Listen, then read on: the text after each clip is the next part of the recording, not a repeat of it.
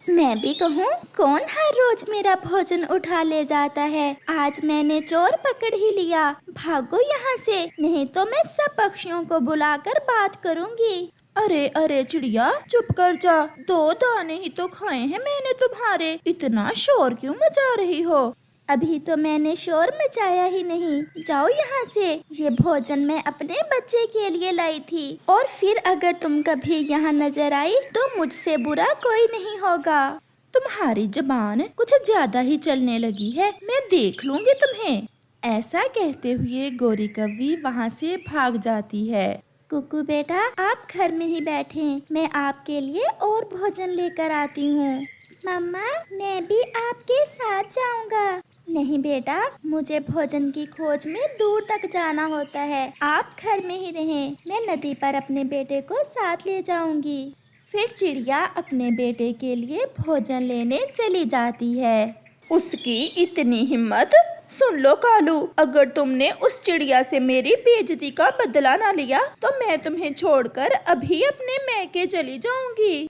नहीं नहीं गोरी, तुम मुझे छोड़कर ना जाना। मुझे भी कालू कौवा कहते हैं। आज के बाद वो चिड़िया हर रोज खुद तुम्हारे लिए भोजन लेकर आया करेगी। ये हुई ना बात। मैं उस चिड़िया को अपनी नौकर बनाकर रखना चाहती हूँ। पता है कालू जी, उसने मुझे कहा कि फिर कभी उसके घर की तरफ ना आऊं, और वो तो शोर भी मचा रही थी। तुम घर में ही बैठो और मैं जाता हूँ। कुछ बताते तो जाओ, तुम कहाँ जा रहे हो? चिड़िया के बच्चे का अपहरण करने। जब तक वो बच्चा हमारे पास रहेगा, जो चाहे चिड़िया से करवा लेना।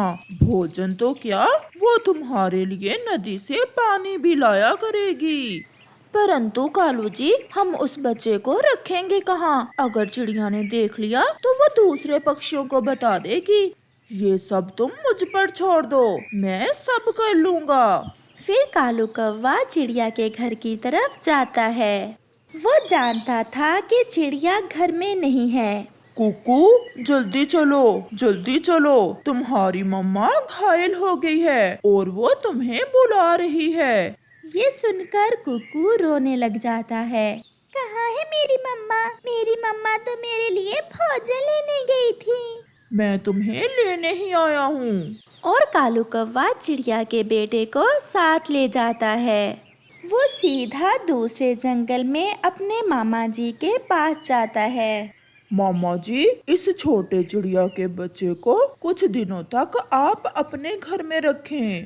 कहाँ है मेरी मम्मा? कहाँ है? मुझे मेरी मम्मा के पास ले जाएं। कालू, इसे यहाँ क्यों ले आए हो? मामा जी, चिड़िया से गोरी की लड़ाई हो गई थी और वो चिड़िया बड़ी बड़ी बातें कर रही थी। अब पता चलेगा उसे कि हमें भी कौवे कहते हैं जब रोएगी बैठकर अपने बच्चे को। अगर ऐसा है तो मैं इस छोटे चिड़िया के बच्चे को अपने पिंजरे में बंद कर लेता हूँ। मामा जी, एक दाना दे दिया करना इसे, क्योंकि जब तक ये जिंदा है तब तक वो चिड़िया हमारी नौकर बनकर रहेगी। फिर कालू कौवा वहाँ से चला जाता है। मुझे मेरी मम्मा के पास जाना है, मैं यहाँ नहीं रहूँगा। आपने मुझे इस पिंजरे में क्यों बंद कर दिया है? चुप चुप कर जाओ, अगर अब बोले तो जान से मार दूंगा। वो चिड़िया का बच्चा छोटा था, इसलिए वो डर के मारे चुप करके बैठ जाता है। चिड़िया जब अपने बेटे के लिए भोजन लेकर आती है तो अपने घर में अपने बेटे को ना देख बहुत निराश हो जाती है। मेरा बेटा कहाँ चला गया? मेरा कुकू तो कभी घर से बाहर नहीं गया, फिर कहाँ जा सकता है मेरा बेटा? चिड़िया अपने बेटे को ढूंढती ढूंढती कबूतर के पास जाती है। मैं तो अपने बेटे को घर छोड़कर भोजन लेने गई थी, जब आई तो कुकू घर में नहीं था। चिड़िया, आप जल्दी से कौवों के पास जाओ। आपकी गोरी से लड़ाई हुई थी, कहीं वो कौवे कुकू को उठाकर ना ले गए हों। कबूतर भैया, वो इतने जालिम भी हो सकते हैं? वो तुम्हारे बेटे को मार भी सकते हैं। आप जल्दी जाएं। चिड़िया तुरंत कौवों के घर की तरफ जाती है। मैं चिड़िया के बच्चे को अपने मामा जी के पास छोड़ आया हूँ।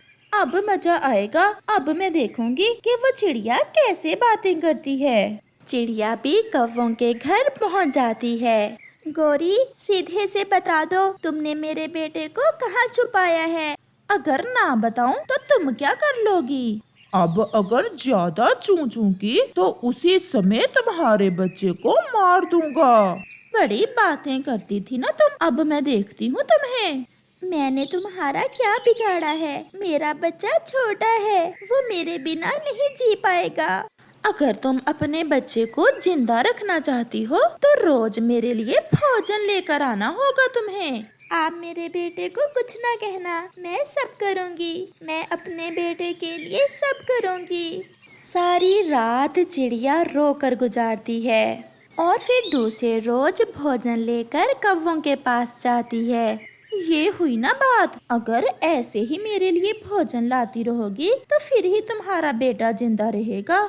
मुझे एक बार मेरे बेटे से मिलवा दो, मैं विनती करती हूँ तुम्हारी। भाग, चल भाग यहाँ से। अगर अपने बेटे से मिलने की बात की तो अभी जाकर मार दूंगा उसे। भागो और मेरे लिए कोई मीठा सा फल लेकर आओ। चिड़िया रोती हुई फिर से चली जाती है। वो सारा जंगल घूमती है परंतु उसे कहीं से भी कोई फल नहीं मिलता। वो एक पेड़ की डाल पर बैठकर रोने लग जाती है। चिड़िया को ऐसे रोता हुआ देख वहाँ एक चील आ जाती है। चिड़िया, तुम रानो चिड़िया हो ना? हाँ चील बहन जी, मैं रानो चिड़िया ही हूँ। मैं आज तक नहीं भूली जब तुमने मेरे छोटे से बच्चे की जान बचाई थी। आप ऐसे बैठी रो क्यों रही हो? चील दी, मेरे बेटे को दुष्ट कौवों ने कहीं छुपा रखा है और बदले में मुझसे भोजन मांगते हैं और कहते हैं अगर मैं उनके लिए भोजन नहीं लेकर गई तो वो मेरे बेटे को मार देंगे। तुम्हारा मुझ पर बड़ा एहसान है। मैं जाती हूँ आपके साथ और देखती हूँ कि कैसे वो नहीं छोड़ते तुम्हारे बेटे को। फिर चील चिड़िया के साथ जाती है। चील जी, आप यहाँ चिड़िया के साथ कैसे? क्या हुआ चील दी? आप इतने गुस्से में क्यों हो? मेरे बेटे को कहाँ छुपा रखा है, जल्दी से बता दो, नहीं तो मैं मार मार कर तुम्हारे पंख तोड़ दूंगी। हमें क्या पता, हम कुछ नहीं जानते। तुम ऐसे नहीं सुधरोगे। फिर चील गौरी की पिटाई शुरू करती है और कालू कौवा वहाँ से भाग जाता है। मुझे छोड़ दो चील, मुझे छोड़ दो, मैं सब बताती हूँ। अरे ये कालू कहाँ गया? वो तुम्हें पिटता देख भाग गया है। चिड़िया, चीलती से कहें मुझे अब ना मारे, पहले ही मेरा पंख टूट गया है। तुम्हारे बेटे को कालू जी दूसरे जंगल अपने मामा जी के पास छोड़कर आए हैं। चलो चिड़िया। फिर चील और चिड़िया कालू के मामा जी के घर की तरफ जाती हैं। चिड़िया, जल्दी से अपने बेटे को पिंजरे से बाहर निकालो और मैं देखती हूँ इस कालू को कि कहाँ छुपा बैठा है। चील दी, मुझे ना मारना, ये सब मेरी पत्नी के कारण हुआ है। उसी ने मुझे ऐसा करने का कहा था। उसको तो मैंने सबक सिखा दिया है, अब तुम्हें भी सबक सिखाना जरूरी है। फिर चील कालू की पिटाई शुरू करती है। कालू का मामा तो ये सब देख वहाँ से भाग जाता है। मामा जी, मुझे बचाओ, मुझे बचाओ मामा जी। तुम्हारे मामा जी यहाँ से भाग गए हैं। फिर चिड़िया अपने बेटे को लेती है और चील का धन्यवाद बोलकर खुशी खुशी अपने घर चली जाती है और कौवों की अच्छी पिटाई होती है। गौरी कौवे और कालू कौवा उस जंगल में नए आए थे। कोई भी काम तो कभी उन्होंने किया न था। वो तो हर समय दूसरे पक्षियों को उल्लू बनाने के चक्कर में रहते। उन्होंने अपना घर तो उस जंगल में बना लिया था, परंतु वो परेशान थे कि अब उनका भोजन कैसे चले। गौरी, दूसरे जंगल में तो कभी कभार भोजन तुम्हारी माँ दे जाया करती थी, अब कैसे गुजारा होगा? मैं तो कल से ही भूखा हूँ, कुछ दिमाग लड़ाओ, अब कैसे हमारा पेट भरेगा? कालू जी, मैंने सब सोच लिया है कि अब हमने क्या करना है। मुझे पता था कि मेरी शैतान पत्नी ने कोई ना कोई उपाय सोच रखा होगा। अब जल्दी से बताओ, क्या प्लान तैयार किया है तुमने? कालू जी, मैं इस जंगल में दूसरे पक्षियों के पंख देखने का धंधा शुरू करती हूँ। मैंने देखा है कि इस जंगल के पक्षी तो बुद्धू ही हैं। उन्हें उल्लू बनाने में हमें ज्यादा देर नहीं लगेगी। वाह गौरी, क्या दिमाग लड़ाया है, और बदले में लेंगे हम उन पक्षियों से भोजन। तो फिर खेल शुरू करते हैं। कालू जी, आप जाएं और ये अमरूद तोते के घर के पास वाले पेड़ पर रखाओ और फिर देखो मेरा खेल। कालू कौवा वो अमरूद उठाता है और उसे तोते के घर के पास रखने चला जाता है। अब मुझे जल्दी से तोते के पास जाना होगा। ऐसा सोचते हुए गोरी कौवी तोते को ढूंढने निकलती है। उसे उड़ते उड़ते तोता नदी पर चिड़िया के पास बैठा दिख जाता है। गोरी कौवी वहाँ जाती है। क्या हो रहा है पक्षियों, क्या बातें चल रही हैं? आए आए गोरी बहन, स्वागत है आपका इस नए जंगल में। हम भोजन की खोज में जाने वाले थे, क्या आप भी जाओगे भोजन की खोज में हमारे साथ? तोते जी, मैं तो कभी भोजन की खोज में नहीं गई। मेरे पास कुछ शक्तियाँ हैं जिनकी मदद से मुझे पता चल जाता है कि मुझे भोजन कहाँ से मिलेगा। गोरी कौवी की ये बात सुनकर चिड़िया और तोता बहुत हैरान होते हैं। जादुई शक्तियाँ, वो कैसे? हैरान हो गए ना? अच्छा चलो तोता, अपना पंख करो मेरे सामने। मैं तुम्हारे पंख की लकीरें देखकर ये बता सकती हूँ कि तुम्हें आज का भोजन कहाँ से मिलेगा। तोता तो तुरंत अपना पंख गोरी के सामने करता है। देखें और बताएं, हम भी तो देखें कि कैसी शक्ति है आपके पास। तोते, तुम्हारा आज का भोजन तुम्हारे घर के पास ही मिल जाएगा। जिस पेड़ पर आपका घर है उसी पर 2 अमरूद पड़े हैं। जाओ और जाकर एक खुद खा लो और एक अपनी पत्नी को दे दो। ये बात सुनते ही तोता तो वहाँ से भाग जाता है। चिड़िया, क्या आप भी अपना पंख दिखाकर भोजन लोगी? नहीं गोरी बहन, मेरा तो ऐसी बातों पर विश्वास नहीं है और मेरे पास तो घर में भोजन है। फिर चिड़िया और गोरी कौवी वहाँ से चली जाती हैं। ये बात कबूतर और उसकी पत्नी लूसी कबूतरी तक भी पहुँच जाती है।